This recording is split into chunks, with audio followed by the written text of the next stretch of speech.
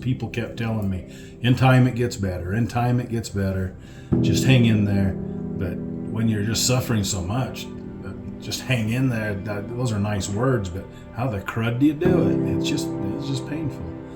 So every day you'd go to bed just crying and sad, and I wasn't even really thinking about me and that relationship. The past had hurt too bad. I wasn't really looking for a relationship. so I got on all these singles, and I scrolled and I scrolled and I scrolled, and I spent hours, and I don't know how many guys I looked at, but I didn't like a single one. So, my perspective, she saw my profile. And it was like instant, like that's who I want to marry. Then I emailed him via the horse website, and I emailed him about my horse that I was trying to sell and asked for help and advice. So she set up this time for us to meet, for me to help her with her horse. But she had ulterior motives, she did. In my mind, it was a date. So when he called me up, and he was like just arranging when he was going to show up to come help me with this horse and stuff, and I was just like, I'm really excited to meet you for the first time. And his answer was, weirdo. And it was fun. We got talking. We hit it off. She seemed really sweet. I'm about to cry. But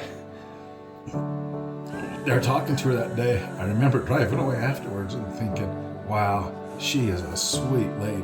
I'd like to meet somebody like her someday that's available. And so he actually arranged for a date the next day, which was to slaughter my roosters. Very romantic. Unfortunately, she had a dull axe, which I'd always had sharp axes, and it was traumatic. I remember when I did ask her to marry me, she was coming down to visit me at my ranch down in southern Utah. When she got there, as soon as she drove up, and she opened the door, I gave her a hug, and I got on my knees, and I grabbed her hand. She's looking at me funny, and I told her that I didn't deserve her, and she's the most wonderful thing I've ever met, but if she would have me, that I wanted her to marry me. And that would be my first priority, was to make her life happy. And she said she would marry me, so I became the luckiest man in the world. And I just felt like God was smiling down on me and rewarding me for being faithful when things were really hard. If you stay faithful to the Lord through the hardships that you go through, He will not let you down. He will turn around and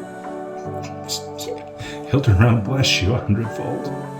Because everything I ever did, and I'd say, Heavenly Father, I've tried to be good, please bless me for it.